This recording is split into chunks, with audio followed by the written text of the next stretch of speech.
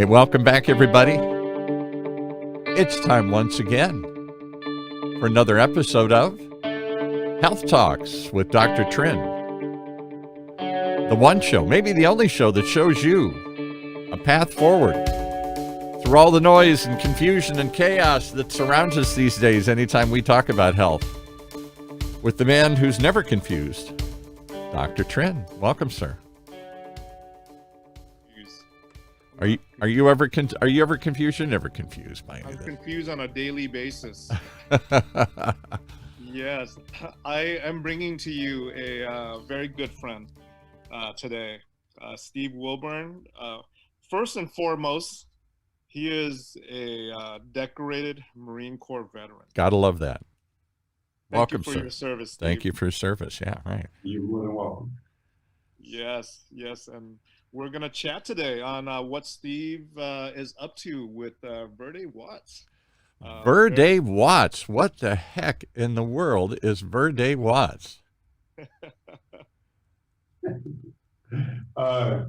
Verde, Espanol for green, of course. Right. Watts is the way to measure a unit of energy.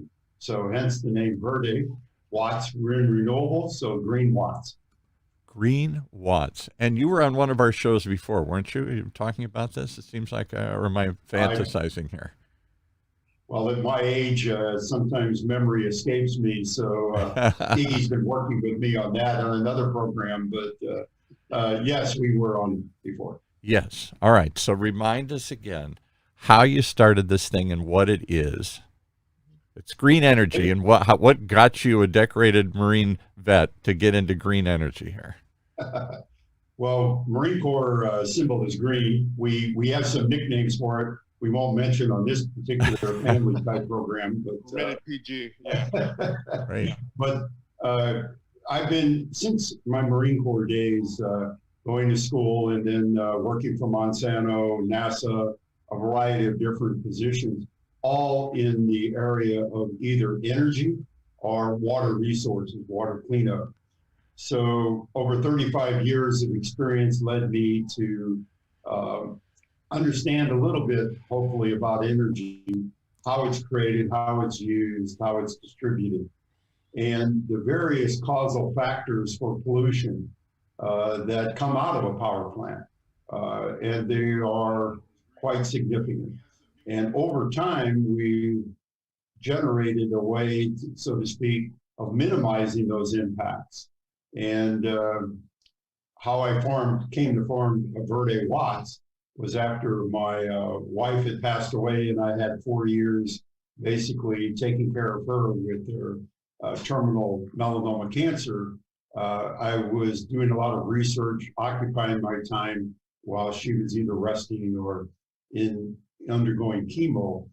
I developed a number of ideas or concepts, and those eventually led to patents, and those eventually led to the formation of Verdewatts. And now we're fully commercialized and implementing these technologies around the globe. Okay. And last couple of questions, and we'll let Dr. Trinh back in here. What are the technologies? So you're using green energy. What the heck are you doing, and where are you doing it? Yeah, right. Most people interact with green or understand green in the form of solar. Most of us have seen solar panels, either in our own roofs or around town, or surely on TV. We're inundated with these types of commercials about going green with solar. So solar is something that we do well. We understand it, but that's not our primary focus when we look at Verdewatts. It's really the ability to take resources that are difficult to handle. Most people don't want to deal with them. These are waste products. We throw away tons and tons and tons of organic material every day, and we used to stuff that in the landfills and then pollute the water table in the air as a result of the breakdown of those materials in a landfill, primarily in the form of methane and carbon dioxide. And correct me if I'm wrong, but they actually have to drill wells into these giant landfills to release this gas. Otherwise, it builds up. It could explode. It could start underground fires, all sorts of crazy stuff here. Absolutely. You're very well attuned to the problem. And the solution to the problem is, like, one of the solutions is to drill the wells, collect this gas. And the only thing the EPA required here in the United States was that it be collected and burned, flared, which causes additional toxic pollutions to be emitted. What we did is I came up with a group of scientists and myself, we came up with a patented approach that actually takes the carbon dioxide that's entrained along with the methane. Sorry for the chemistry 101 here for those that aren't adverse, but methane you would know as a natural gas, pretty much. Methane is what cows give off, isn't it? It's pretty much you get cow flatulence or human flatulence for methane. Exactly. We're not going to get into that. But the point is that this methane and carbon dioxide is a pollutant and a problem. So what we did was take the carbon dioxide that's entrained with the methane, and we used the carbon dioxide to actually scrub out all the impurities. We refrigerate the CO2 in a column. The gas comes through the column. The CO2 at a certain temperature reacts, forms droplets, and washes down the column. We call our process a CO2 wash.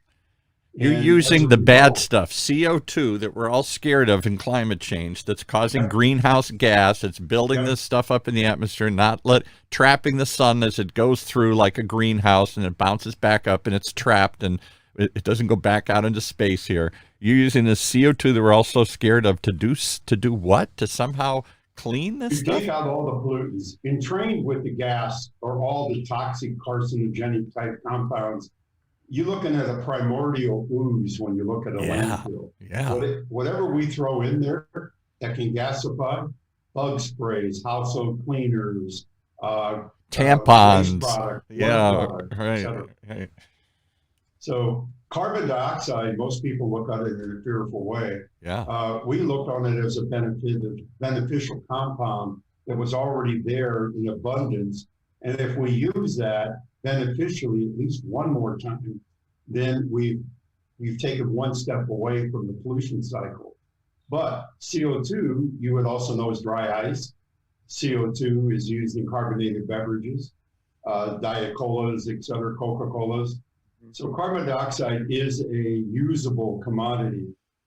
After we're finished with our process, you have food grade CO2. Food grade? I can eat. I have little CO2 bars.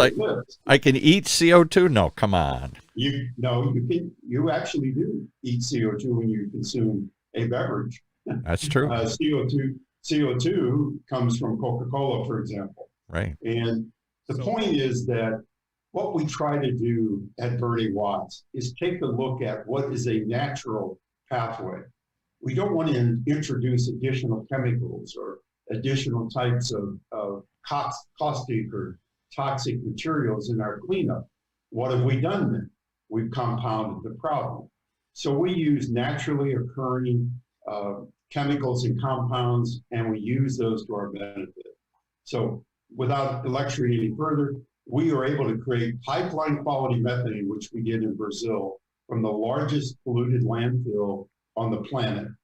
We captured that gas through the well system, cleaned that gas, drilled a pipeline underneath the bay where they held the Olympics, the water, and we went to a refinery of Petrobras, and we displaced other fuels, coal and other materials they were using to refine oil. And as a result, we really improved the carbon footprint of the whole region. I'm wrapping my head around this. I'm going to throw it back to the only man who understands it in the room, Dr. Trinh here, who's nodding knowingly like he gets the whole thing, and we're all scratching our heads wondering how you take a landfill and turn it into usable fuel. Yes, that's the only thing I got. Steve is taking trash and making fuel out of that trash. Yeah. Is that about right? We actually do it in a variety of different ways. We talked about the gaseous way, but we even like to eliminate landfills entirely. We have a technology where we take and process the organic waste, separate it from the recyclables, take the organic content, dry it, through a process and make what's called refuse derived fuel. These are pellets that have energy caloric value, and we displace coal. So this can easily be a drop-in fuel supplement and replacement for polluting power plants. And that way we don't go to the landfill. We don't put this in Mother Earth. We don't contaminate the water table or the air. We don't create those methane and CO2 issues to deal with. We basically use that organics as a fuel. We can also gasify it, Iggy, as you know, in what's called an anaerobic digester. Anaerobic means in the absence of oxygen. So it's sealed, and during this process, bugs, we call them bacteria, beneficially eat this particular, consume the organics, leave behind a digestate that can be used as fertilizer. But more important, they create methane and CO2 again. And we can clean those and use those as pipeline quality gas. So these bugs, just like cows, eat something and then spit out methane and CO2 just like we do, or a cow does, or anybody else does when it eats stuff. Yeah, basically it's bug flatulence. That is the methane. When they breathe in, they breathe out CO2. Right. And the digestate would be the excrement. And that is the basis for the fertilizer, the dead carcasses of the bacteria and their remnants, so to speak, creates a digestate that's used as a fertilizer. So, Dr. Trinh, what does bug poop, bug flatulence, there's another word my grandson would love to use here. I'm learning so much about Steve's company here. All I heard so far is trash and bug fart. That's the word we're looking for, bug farts. And somehow he's going to change the world with this. Well, basically, those are the chemical processes that we have. We're a diverse company. We have a health unit. We have an energy generation unit. I also have a patent that's just recently been commercialized in light fidelity, Li-Fi. People know about Wi-Fi. Yeah. It's a radio frequency, and we're using that today, actually, some of us, right, to tune into the internet. But Li-Fi is the ability to communicate over light. And right now we're doing that in the infrared spectrum. To communicate over light. Oh, wait. We gotta stop on that one again here. Yeah, no problem. Now you're just casually telling me all these mind-boggling. I've suddenly taken a trip 100 years into the future, where trash is used to fuel things, where landfills are good things and not bad things, where CO2 is used to scrub methane and turn it into, giant farts are used to fuel the planet here. And by the way, we're going to use light to transmit data here. Come on. Yes. Wow. Tell us about that. Well, that's one of the reasons I don't sleep. People know that if you follow me, I get my 3 to 4 hours a day. Yeah. But Li-Fi is basically the cutting edge. I came across this because there were some issues, and Doc maybe knows these, in certain medical environments and certain other environments, radio frequencies cause interference. Sure. And they can cause issues. That's why you're not supposed to use your cell phone in the hospital, because it interferes with all this other technology that's in there. Absolutely correct. And one of the things that kept me awake, and when I get a problem, I have to solve it. I can't stop until it's solved. And so the challenge was to use light. And I looked at the fluorescent tubes, and I looked at other pathways that were already there. And I said, what if I were to design a system that is able to use the existing fixtures, modify them, if you will, and come up with a way to communicate with them through the light spectrum? And I was able to do that. It took about 4.5 years to get through the patent process. But we have a patent, and it's a solid patent, and we now are commercializing that in the following area, which is near and dear to Iggy's heart, and that is the mobile health clinics, so that we're able to use the light sources in there specifically designed to also communicate data from the devices within a patient, within the doctor's ability, ultrasound devices, etc. All of this data is transmitted over our Wi-Fi system. Well, anybody watching is seeing my jaw drop. What about you, Dr. Trinh? How did you meet this Elon Musk-like figure here who is casually tackling things that no big deal? Like Musk says, I'm going to Mars. We're going to electrify the planet. And he just says this casually. And I think we've got one of his cousins here today, Steve Wilburn from Verdegreen here. Yeah. Or what is it? I'm sorry, it's Verde. And what's the last part of it? Verdewatts, creating green watts. Green watts. Yeah. Okay. How's Verdewatts? So, I think you were talking about firm green, Paul, is what you're confusing it with. Yes. Right. That's another. Basically, firm green is on the chemical side of the world, and Verdewatts is on the non-chemical side of the world, if you will. Right. Verdewatts is a method of delivering the energy. Firm green is a method of creating the energy that can be delivered, if that helps. Okay. All right. How does all this fit into health? Talk about these health clinics that you're doing here. You were doing something in Nigeria before we went on the air here. He's just, we're getting ready to go, well, hang on, I'm talking to Nigeria over here, and he's doing something. Yeah, sorry. We are a global company. And I spent 2 years on the Export-Import Bank Board of Advisors to find ways to bring our technology to the world. And I was passionate about health. As a father, grandfather, and now a great-grandfather, I care very much about children and their health. And I don't look just to my children and my family. I look to all families. And when you look around the world, there's a lot of serious issues. One of the things that I could touch and one of the things that I could affect was mobile health clinics, bringing health services, clean water, and health services to remote areas. We can get into that, but really, Doc Iggy is on my advisory board. I'm blessed with other advisors in the medical community. What I do is create an infrastructure or a space for professionals like Doc Iggy and others to be able to do their job in remote areas. And Iggy doesn't even have to be there. We have telemedicine.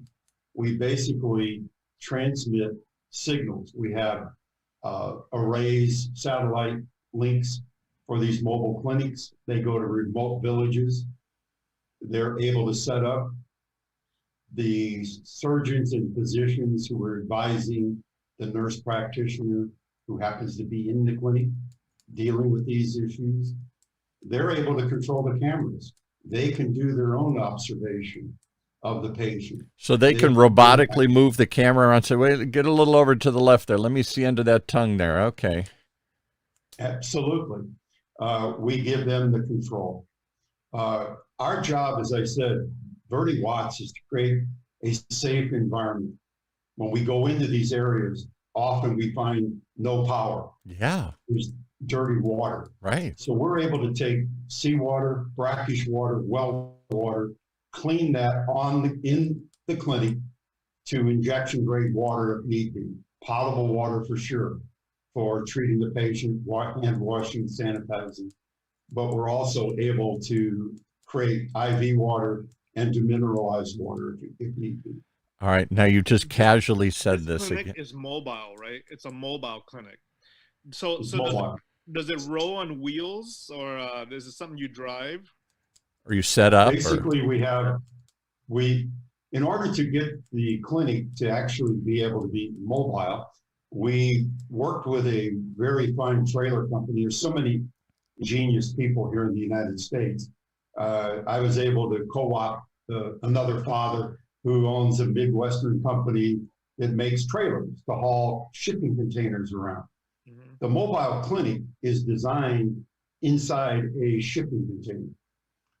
And why we picked a shipping container? They're robust, they're strong, they can be conveyed. People understand how to move shipping containers around. Right. So there's a whole infrastructure in place that basically we tapped into.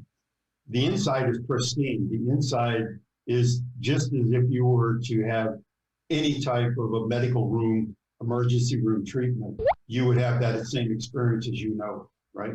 So they're transported on a special trailer. It basically get operated by one person. They can tilt up, tilt down. They can discharge the clinic if need be, drive away and leave it there. It's self-contained. It has power generation, including solar and batteries. Wow. And they can come back and pick it up later. Or we have ADA assisted ramps where you leave it on the trailer and people can access the clinic as it's still on the trailer. So the solar panels are on top of these shipping containers to Power it, right? Power. Yeah, to augment the power, we also have propane generators. And also I have another patent that we basically in a group license patent that we use the truck's engine. We take the power takeoff from the truck's engine and generate power. So we can recharge batteries, run lights if need be. So we have multiple pathways to energy in case the grid is not available where we end up. Is that the same way that regenerative braking, they take the braking of cars and they use that to repower the battery somehow here? That could be used. We don't use that particular technology because we don't really, most of ours is going from point A to point B, so there's not a lot of driving around Right. the clinic, if you would. It generally has a dedicated pathway from a regional hospital, what is the nexus for the clinic.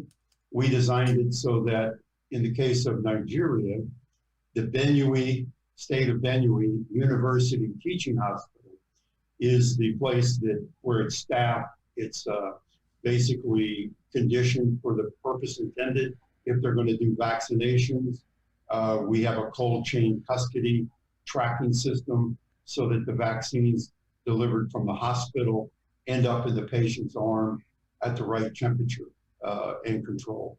Because So that's there's the a big lot deal of with details here. with COVID. All but I know it's not true with the Johnson & Johnson one. That's what's so revolutionary is that we talked about Right. before. But the Moderna and the Pfizer and some of these others need to be really cold. And you don't have refrigeration in the middle of Nigeria. You don't have the refrigeration in the do. middle of Montana. Steve does. Steve does. We work with Thermal Scientific. We've been at this a while. We work with Thermal Scientific and a company called SoniCube.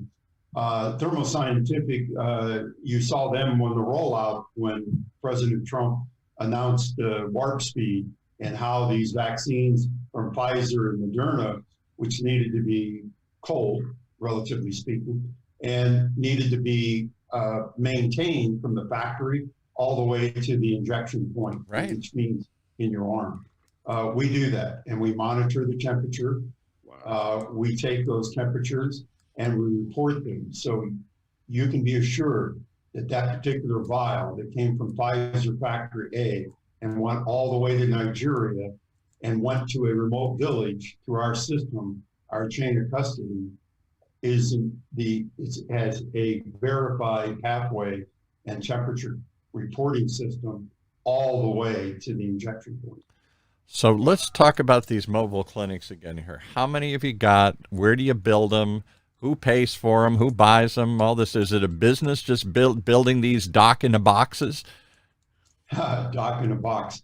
Our predecessor company, where we meaning that we looked around to see what the best way to mobilize this business opportunity. We found a gentleman who has done over 200 of these clinics in a can, as he calls them. Clinic in a can. Not the most appealing type image, but Right. For him it worked. And I'll stick with dock in the box. I'll take credit for that one here. You can I call like it. dock in the box. We're okay with that. All right. You know, we can have Iggy featured there. Yeah, he's the Smiley dock in the face box. Right. As the dock in the box. Right. No, it's really what we're trying to do. We want to keep it simple. All these pathways, all of these various controls These are very difficult for the common person who's not used to technical issues or semantics to understand. But let's keep it simple. Dock in a box. Right. When you go there, it's the same as if you were walking into UCI clinic and you wanted to go in there because you had a cold and you wanted to be seen by a physician.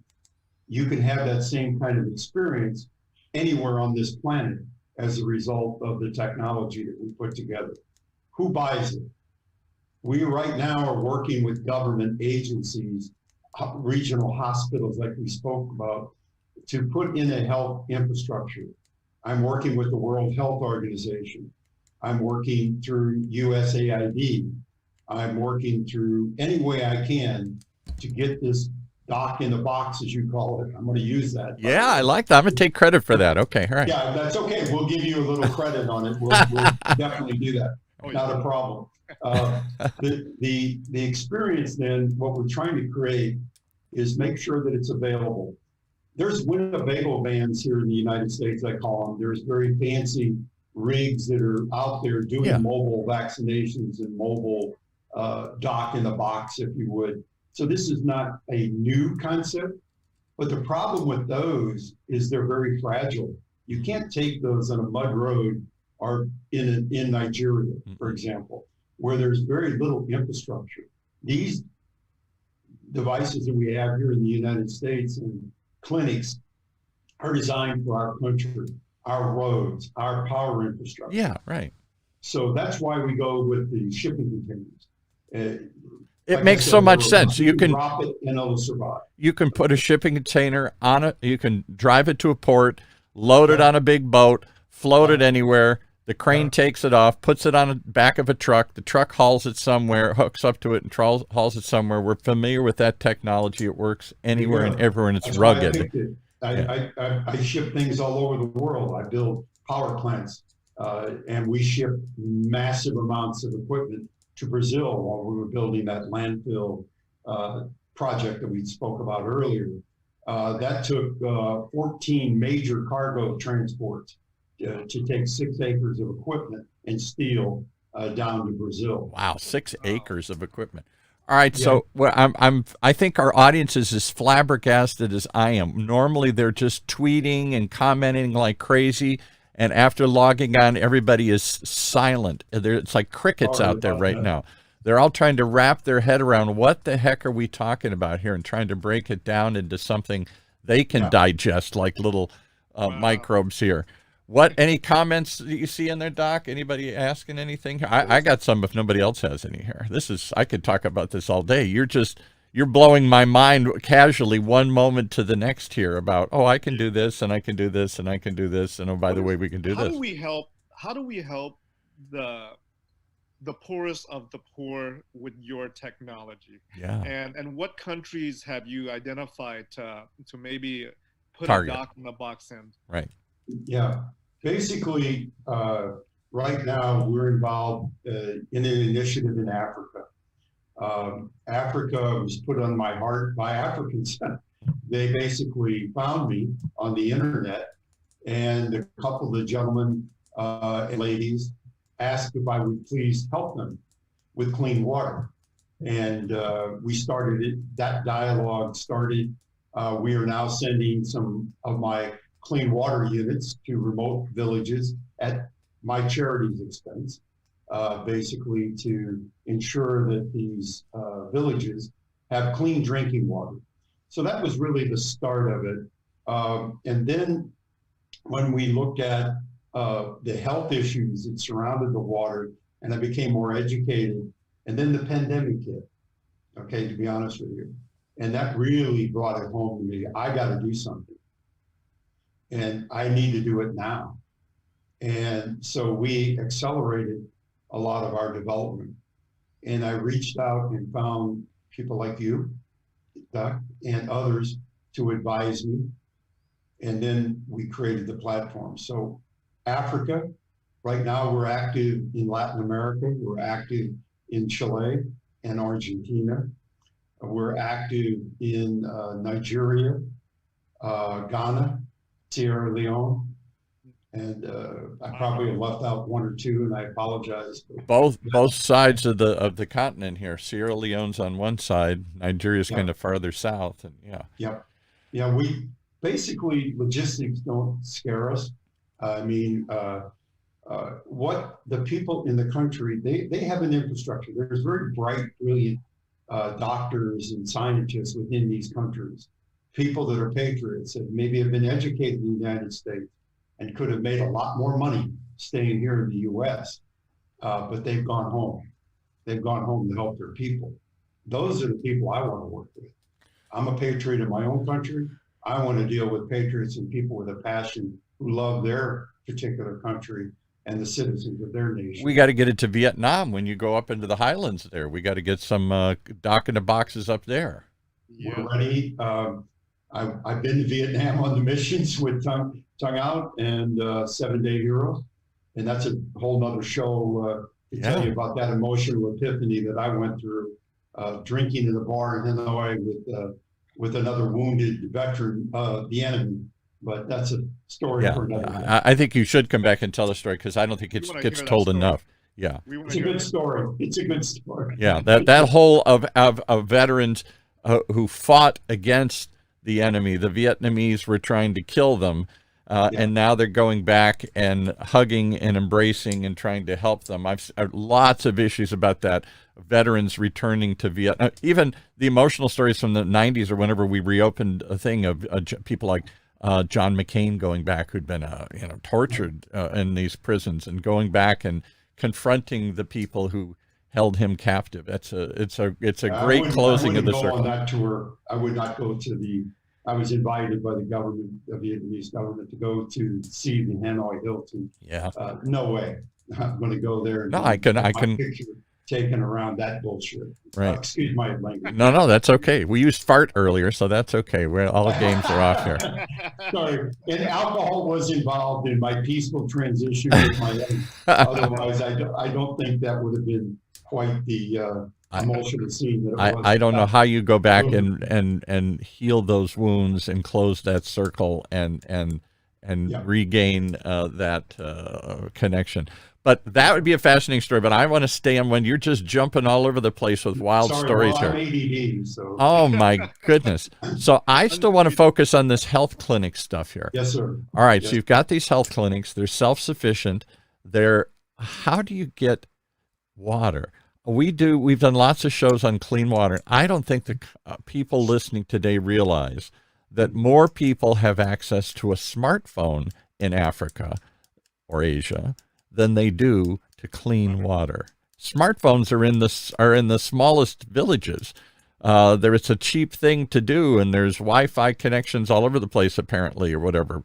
And you can buy these cheap little plans and these cheap little phones, and then you go to the poorest, most rural areas, and there you'll find smartphones there. But you may not find a well with clean water. Have you ever talked to Nick Jordan from Wells of Life? If not, we should have him on the show sometime. He's been on numerous times on our station. He created, from Orange County, fell in love through a series of accidents, building a water well in Africa, and now he's turned his life upside down, and that's all he does is run this charity. They do it in Uganda. They focus on one country, and they've dug thousands of wells. They raise money. $6,000 apparently buys you a well there, and then they try and maintain it and run it, and that one well it provides clean water for, 10 years, 15 years for a village of hundreds or thousands here. Well, it's capable of providing clean water. My only issues there, and I'd like to talk to the gentleman, is that it depends on the source of the water. You can drill a well and you can access water. Whether that water is truly healthy or not, that remains to be seen. Well, and as they talk about on that show, and again, it's the image of the stories. Okay, so there's water. Why don't they drill them themselves? Well, they don't have the equipment. The water's there's a water table down there, but they can't just use hand shovels to go down and did it like they've done for centuries. So you got to go a little deeper, and you got to have a way to pump it up, and you got a way to maintain it. These wells break, and as you said, they're still polluted or rusty or other sorts of things you can do wrong with it. And then it's a question of teaching people what to do with clean water, because they don't have bathrooms, and they just, Right. rinse their hands and go to the Right. bathroom and do it. It's a massive problem beyond just getting them drinking water, but that's the start. And then the other thing he talks about, and I'll shut up here, is that women spend all day trying to go walk miles with jerry cans, with gasoline cans on their heads or shoulders to bring home the water to cook and bathe with. Because it's not in their village, and mostly falls the women and the girls, they're beasts of burden. They got to walk hours a day collecting this water and bringing it home, which means they can't go to school or they can't do anything else. Correct. It's a form of domestic servitude here. It is. It's instead of having a pipeline, an interconnected water pipeline, the women and children are the pipeline. Yeah, exactly. So it's mind-boggling, this water issue, and I'm not the only one. Matt Damon has a charity he supports. I think that they talk about it, drilling wells. A lot of people have started to do this. You're trying to find other ways to do this other than drilling a well. You're trying to take contaminated water and turn it into potable, drinkable water. There's brackish water, there's pond water, there's seawater, water's everywhere. Right, on the surface. But what we want to do, though, you hit upon something else, though, and I want to touch upon that. The jugs, the containers. Right. You can have the cleanest water coming from this well gushing out, right, and have the most contaminated vessel. Exactly. To carry it back to the person. So what we've designed is a system that basically you come to the site, you put our design jug into the apparatus. We put it in, you close it up. Sorry, I don't have a visual here. And you're able to put ozone in there in ultraviolet light and cleanse that particular vessel. Right. Then the vessel is filled, the door opens, they take the jug out, and they go home with a clean jug full of clean water. Amazing. Because without that interface, I had to solve that. Yeah. Because all the good work that's done by your guest that you spoke of, drilling these great wells and making clean water available, if it's contaminated before it's used, what good have we done? Yeah, Not much. Exactly. We take for granted that we turn on the tap and water comes out. Yeah. And yet for much of the world, that doesn't happen. And if it does, it's contaminated. The groundwater's contaminated because there's no, like you go to Mexico and other places, that's why people get sick, because there are no isolated sanitation systems and sewers. So everything's just human waste and animal waste seeping into the water and contaminating it with bugs and everything. And then even if we get the water up, it might be contaminated. Hopefully it's been filtered as it goes through the Mother Earth, through the rocks and the soil and everything else to get all of that out. But then you get the water out. What do you do with it? You still got to move it around. You still got to make it available, and you still got to keep it safe at every stage of the process. Yeah. Correct. So does this dock in the box, e-mobile clinic, does it have what it takes to make water? Yeah, that's what I was getting at. Right. Yeah, it does. We've designed units for Navy SEAL.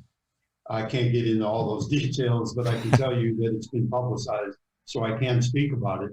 But we can take the most horrific types of water that one could imagine and create drinking water.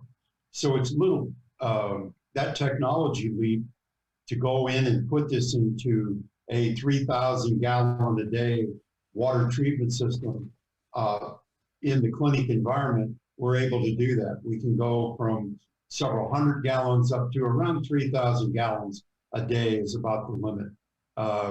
We can go bigger. You can take bad water, brackish water, pond water, scum water, water sitting in the street or sitting in a pond or a pool or whatever, and you can turn it into drinkable, potable, as they say, water at that rate. Yes, we do. We do it every day. So the question I have, and I know others have, is how I get that you're a smart guy and you figured out things that others haven't. You've tackled these things in tenacious ways until you figure it out. How the heck do you pay for all this stuff here? Is there a foundation, a fund, grants, research? What the heck is funding all this massive work that you're doing on so many different areas? It all starts with my wallet first. Because before I ask other people for money, I want to make sure that what I'm offering works. And I found that the best way to do that is my wife and my family sometimes question my sanity. I'll bet. Hey, Dad, can we get a new car? No, we're developing a clean water system well, or that's something. Exactly it. You know, but the point is that I go from, I want the proof of concept to be there. I want the commercialization to be there. So now what I'm doing is all the political contacts that I've had. I've been on a lot of foundations, a lot of boards, a lot of senior positions within the government of the United States as an advisor. I'm going back to those same politicians. Now I do have my hand out. I want grants. I want financing to enable us to export these.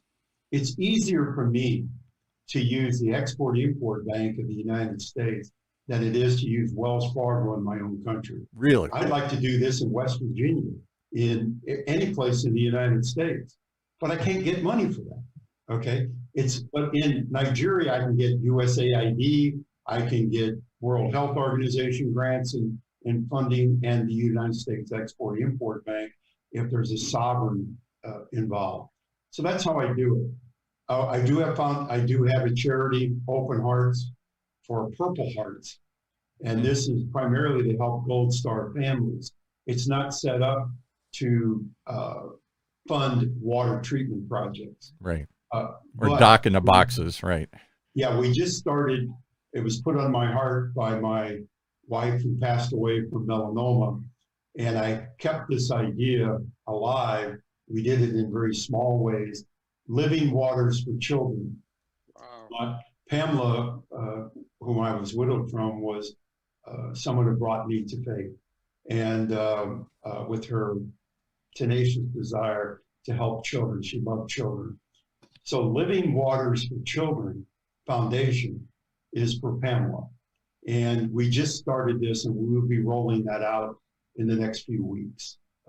And hopefully that, I'd love to meet the gentleman drilling the wells in Uganda. Yeah, he's talks all over the place. I mean, he's literally raised money and drilled thousands of wells. I'd be happy to. He's got a. Yeah, we need to link up. It sounds like, because there's some synergies here. And again, I'm not a fundraiser kind of guy. We need people that are much more able to communicate quickly and lucidly. That's been Nick's talent. He goes out and he's a good faster. We'll get him on the show here. He's a very passionate Irishman who he was some big mortgage broker or something. Awesome. And he turned his whole business upside. He went through a divorce and went to Africa to sort of find himself, and just on a whim on some charity thing, and found this passion, came back, changed his whole life, said, getting rid of my business, everything else. I'm going to start a foundation of charity. People said, you're nuts. You're going to give up a big 6-figure income to do what? To go around and drill wells for people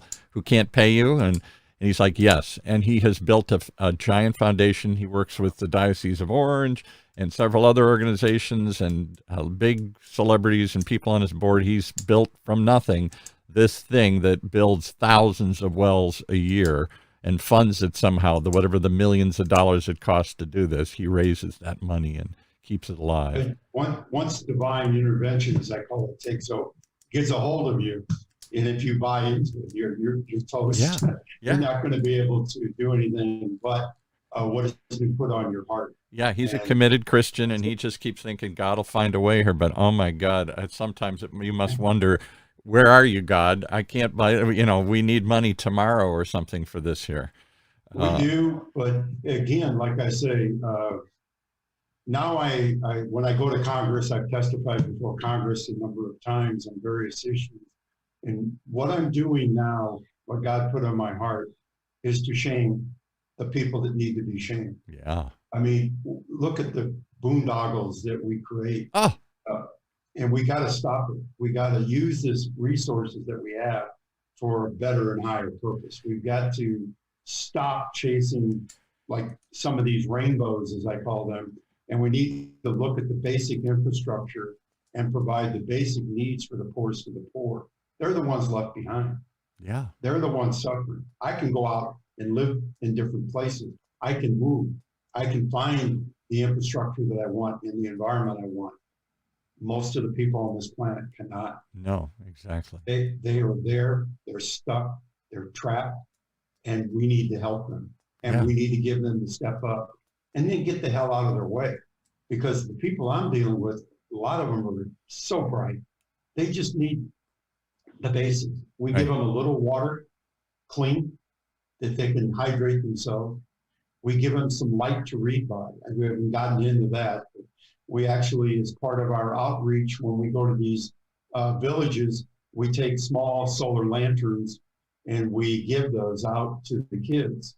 Wow. And they're not designed to light up a whole room, but they can create an adequate reading lamp for them to do their studies by. And Bill Gates Foundation and others are doing these reading programs. So what we're trying to do is give a little bit of light and a little bit of water, the basics. So is that a lot to ask? A little bit of light and a little bit of water and a dock in a box that we can drop in your backyard and help you out. That's it. Well, I can get my arms around that and I can control, if you would, that. Yeah. I mean, I can produce that kind of experience. I don't need big governments in my way. I never took a dime from the government to put this together. And I'm proud of that in a way, because I don't want to be obligated to this kind of bureaucracy, right? Right. So we circumvent that and we just go direct to the source. And guess what? Those people figure it out. It's the Benue Medical University Hospital that is the pole. I don't even have to push anymore. Well, and that's what Nick always says. It's people to people. Nick's a very conservative guy. He's an evangelical Christian. You know, he could, you know, I don't say that we agree all the time on politics. I'm more of an old hippie myself here, but he and I agree on one thing: just get out of the way and help people. I mean, that's what, in my opinion, that's what I get on my soapbox. That's what America was created for. Give them a little chance, give them a little opportunity, get out of the way. Let's see what happens. A little freedom, a little opportunity, great things grow. Yeah, lead, follow, or get out of the way. Yeah, right. That too. Well, Dr. Trinh has been following today here. What can I've taken over trying to lead this. I'm sorry. This is just so hard to focus this. So many things, so many different moving parts that are all interconnected. Lots of moving parts. There's so much going on in Steve's brain we're trying to pull out here. Yeah, right. Well, I told you it's ADD. You were forewarned. It's a jumbled mass inside there. You can imagine me as a kindergartner in a Catholic school with the School Sisters of Notre Dame.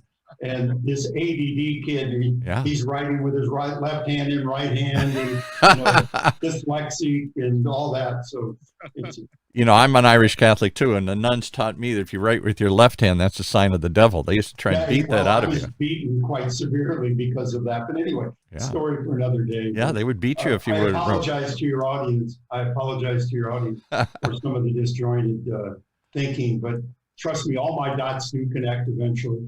Oh, and, I love it. What do you think about people like, you remind me of, I don't know if you're a billionaire like Bill Gates and all, and Elon Musk, but we had on one of our shows, Toby Corey, who used to be the president of Tesla. He came out of the solar division and Solar City. He ran Solar City. And then when Elon Musk bought them out, he became president for a while, the whole enterprise.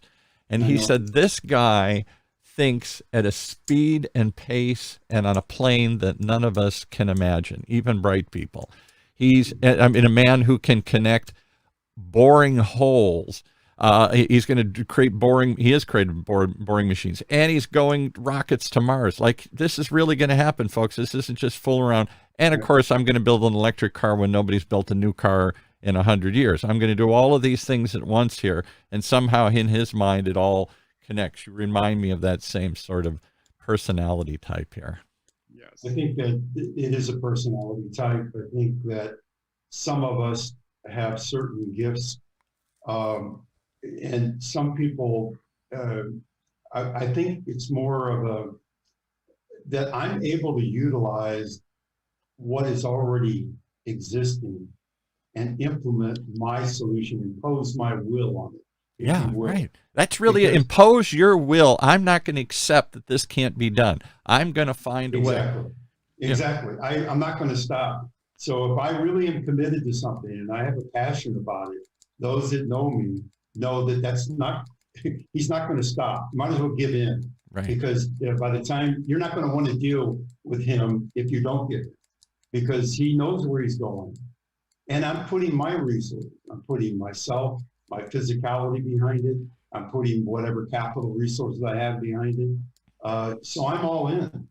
Is there a team that you build then? That's what Toby Corey said. The biggest problem was trying to corral Elon Musk. He wants to go in 50 directions all at once, and we gotta say, Elon, let's focus on this one. Let's get this one done. I know you're boring a hole and going to Mars and all these things. Let's pick a couple and focus on them here, buddy. Right. It's called silos in my company. Yeah. Right. What I do is I get a bright person who understands that particular mission. We get a mission statement. I handle all the vision statements. We don't need any more vision. We don't need any more visionaries. So no, please. We got the vision thing down. Then we have to get into the mission, right, and the implementation of the mission. Fortunately, I'm able to attract into my network the kind of bright, capable people. I was VP of Business Development for Allied Signal Corporation. Big company. I had over 400 employees at one time underneath me. So I do know how to delegate. And delegation is probably the biggest tool for someone like Musk and others like myself. You must learn to delegate, and then you got to trust. We use the word trust but verify. I still stick my hand in there and find out what's going on. Yeah, right.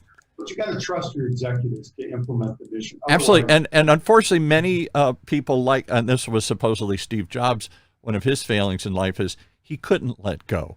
Get out of the way. I'll design it. I'll do it. I'll get into every detail of everything. Steve, we got this covered. Go figure out the big vision here. You don't need to be futzing around with but that doesn't feel right. It doesn't look right. I got to smooth this edge on it. Steve, there's better uses of your time than figuring out that stuff here. It takes a while. It takes a while to get that kind of discipline, and I'm not perfect yet at it. But at the age that I'm at now, after 7 decades on the planet, okay, I finally realized that I have limits. Yeah, well, finally, I have limits. You know, your wife is probably smiling from somewhere, saying, "Finally, he got it here. There's limits to this thing here." Yeah, a man's got to know his limitations. Otherwise, they're painfully pointed out to him. I use the Clint Eastwood thing, and I add that they're painfully pointed out to you. If you don't know. Right. So I take the limitations that I have. Also, somebody asked me the other day, "Hey, Steve, by the time you get all this done, you're not going to be here." Right. I said, "Oh, yes, I will." Oh, yes, I will. Oh, yeah. Because our ideas and what we've created here are going to hopefully have some longevity to them. So I don't worry about how many days I have or how many weeks, months. No one knows that. Right. No one has that assurance. But what I do have the assurance of, I know when I get up in the morning what I'm going to be doing. I'm going to do my best to accomplish what I need to get accomplished. For I call them the poorest of the poor. The poorest of the poor have nobody, they have no champions. Okay? Who's the champion of the poor in reality? Nobody. No. Jesus Christ is the champion of the poor, if you will. Right. And there's other religious pathways that I don't want to get into all of those things. But the nuance to me is this: if not me, who? And you know what I always say? We've talked about this show. We've had other charities come on because they don't have a voice. I hear people talk on their behalf about them, the homeless, but they don't come on and stand up and say, "I'm homeless and here's what I need." When they do in certain third world countries stand up and finally come together, the poor farmers or the Indians or the whatever, like in Mexico and all these groups, they can create change, but they're voiceless. They're in the shadows. Nobody sees them. They not only have no power, they have no voice. So if we can do something to handle the basic necessities of life, if I can give them a foundation, if I can give them clean water, a little bit of power, and some health care, to give them a chance, to give them a start. I mean, that's as big a vision as I can have. I can talk about Mars, I can talk about drilling wells all over the place, but to me, I keep focused on the child, the little child in Africa that has his tongue out waiting for somebody to help him somewhere. Just go do it. Tongue out, exactly. Yeah. He has his tongue out, waiting for somebody to help him, to feed him, to give him a drink, to look inside and give him some of the basic things. Just stick your tongue out. It starts there. There it is. Well, I love the analogy. I love the work you're doing. I'd love to have you come back and hear more. And I'd love to meet you sometime. I'd love to pick your brain, see how we could help you here tell these stories, because I can't believe that it's easy to communicate all that. It's hard to get it out in 1 hour. Every time I mention something, you got 12 other projects or things you're working on here too. No, we do, and I apologize for being disjointed. But the other thing is, if we think about it, your audience thinks about it, pull it out of us.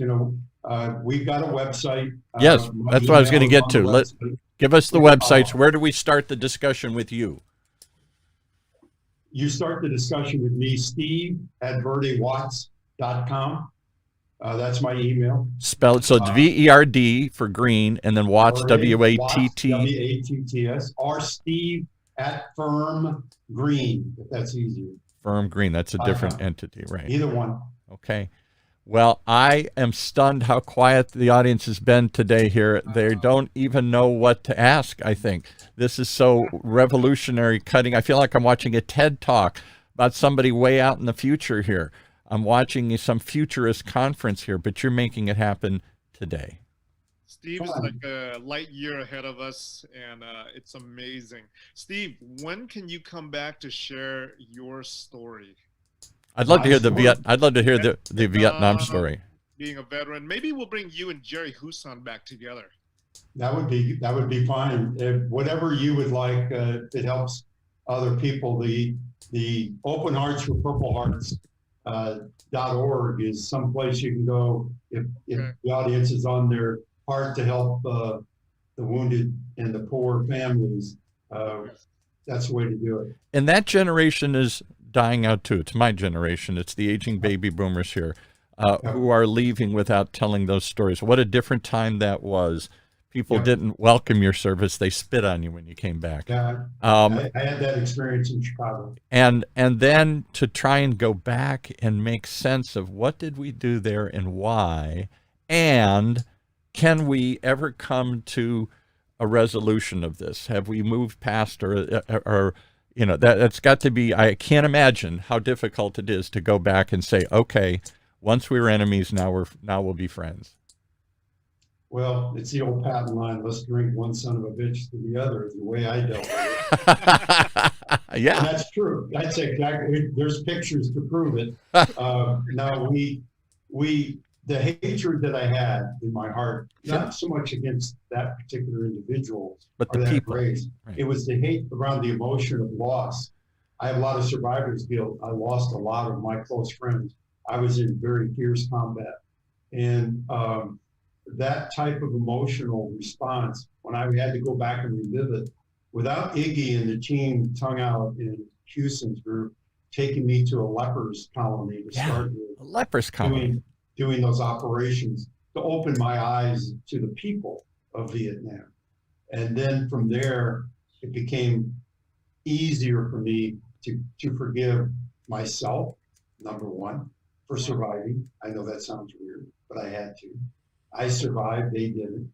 Yeah. But real quick little summation. I got pictures of me at the Vietnam Wall a lot. I go to DC a lot. Yeah. I never not visit the wall when I'm there. Probably one of the most moving and yet subtle memorials we've ever built as a nation here. I mean, people cry and weep when they go there in a way they don't when they see the giant statues at other wars or something here. Yeah. I used to drink 11 shots to my buddies that were on the wall. Now I drink one shot to all 11. I'm too damn old to do shots anymore. But the point is, I remember them. And I remember them differently now. I remember them as the 18 and 19-year-olds they were. Yes. They don't have arthritis. They don't have a shoulder replacement, a knee replacement, and blah, blah, blah. But they're always forever young. So their dreams and passions, I take them on. There you go. That's how I get my energy. Love to hear that show. Love to do a shout out. I guess this is your daughter, Jen Marie. She says, love the work you're doing, Dad.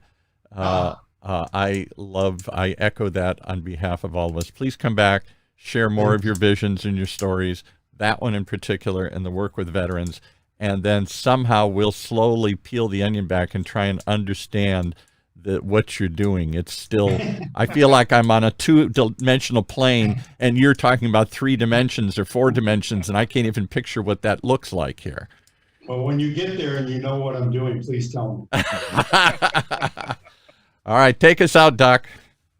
Thanks so much, guys. Steve, we're bringing you back real soon with, I'm going to text Jerry and see if we can get you both on, and we'd love to hear your story. Thank you, gentlemen, for the time. Really appreciate it. Thank you.